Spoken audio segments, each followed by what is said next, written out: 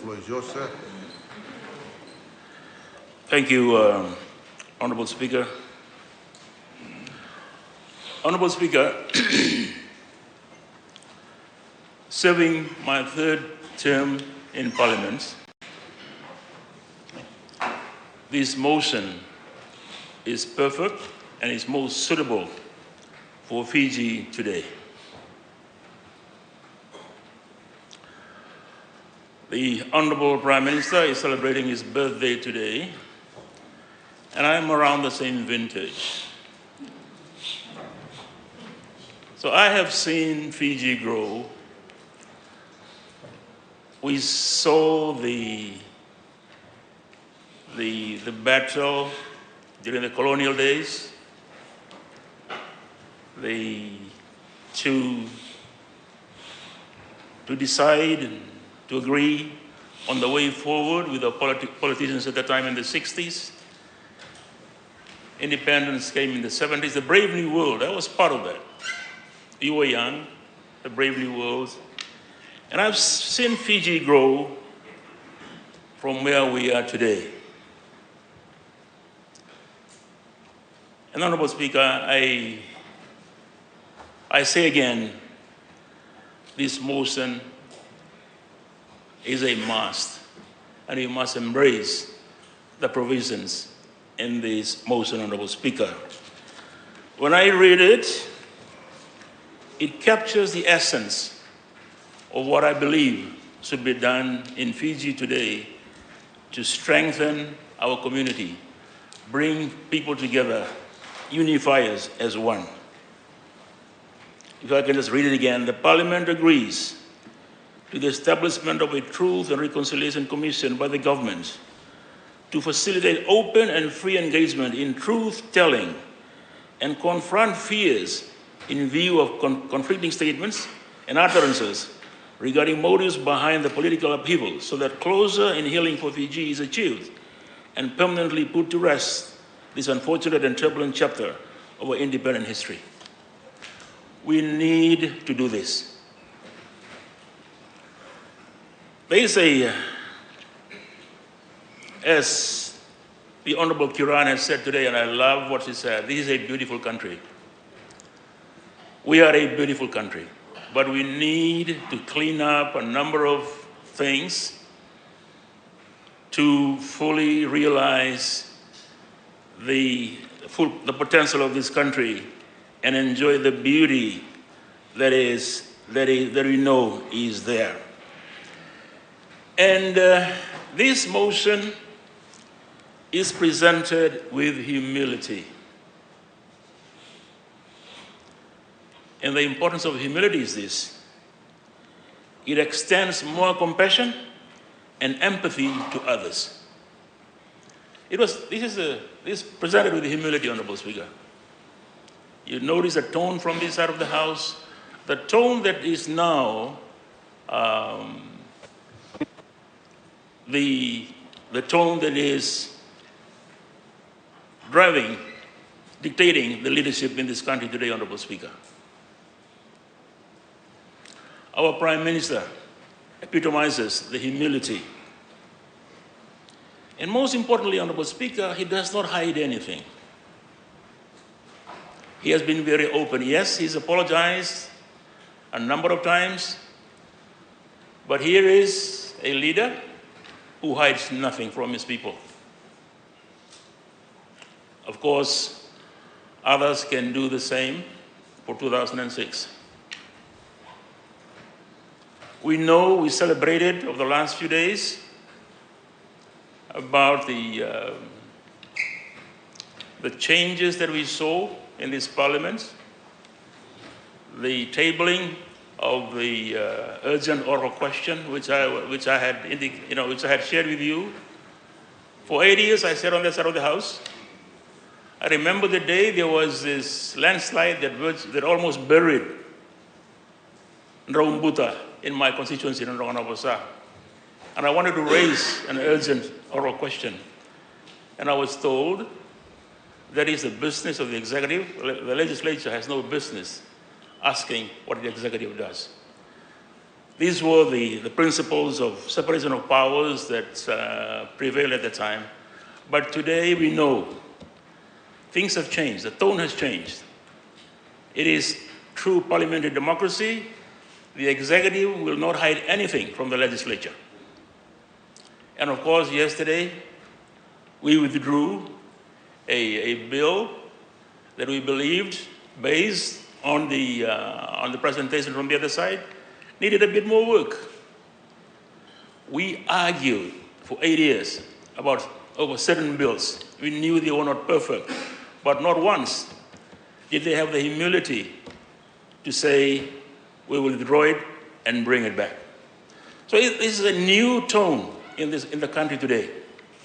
And I would urge everyone to buy into this tone and do things with humility and accept, embrace the way we bring forward.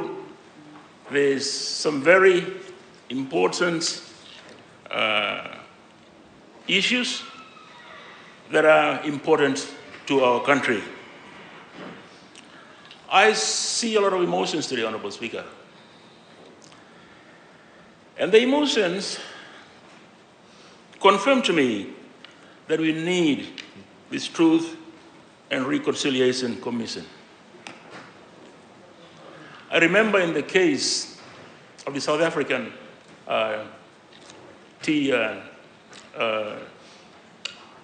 what they did over there.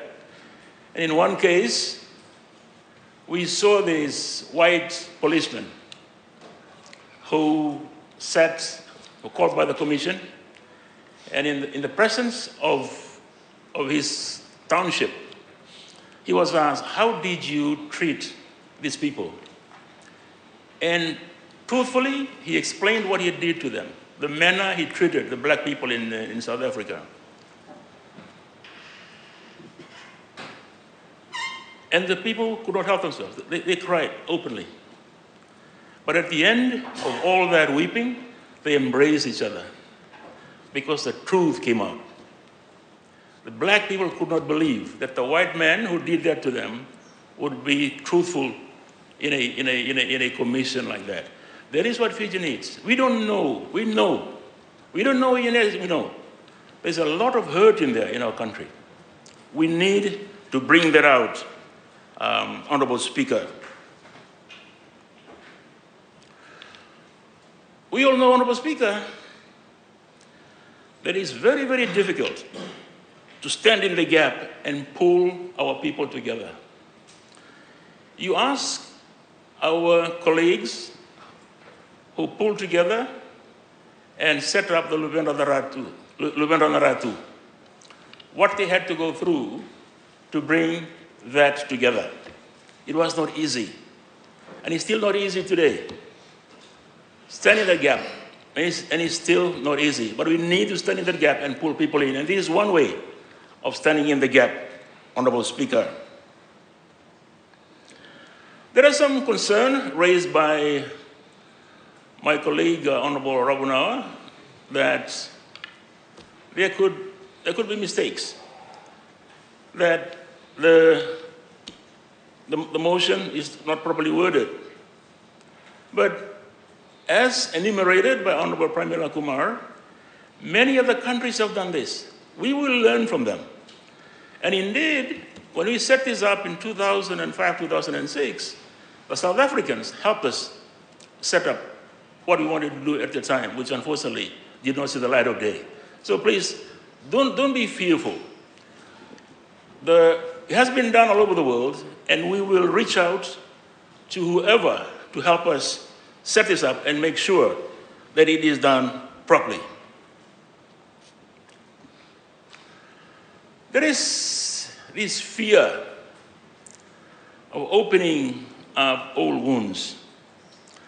But to us on this side of the House, Honorable Speaker, that is sweeping things under the rug. And we know that you can't do that. You have to bring it out in the open. And for old wounds, left unattended, will fester. It is better to cleanse those wounds, and it is political maturity to take on the challenge and do it. And that's what we're seeing today, the political maturity to do this, Honorable Speaker. Honorable Speaker, I look at the case of Australia in terms of the natives of Australia. A member of my family is married to a native of Australia, and I can relate, and I've been very impressed with the way they have improved over the years. A weekend ago, Honorable Kamikamica and I were part of the Fiji Business Council AGM in Sydney. And as traditional in Australia today, there is this welcome to nation. And it's normally by a native who are these traditional custodians of the land who greet you in whatever event you hold in Australia. This lady who gave us the welcome to country, her name is Auntie Ding. Auntie Ding. And she has 81 grandchildren, 81. I say this because I just saw the strength in this woman. And knowing the natives back then, some years ago, the sense of confidence within the community now in Australia. And indeed, my family, who is married to a native in Australia, have said that the natives of Australia have made great strides over the years. There was a time when we were way ahead of them, but now they're about equal to us in terms of education and other areas of human development. What happened in Australia, Honorable Speaker, was the acknowledgement by the leadership in Australia back in the 90s that they were not treating the natives well.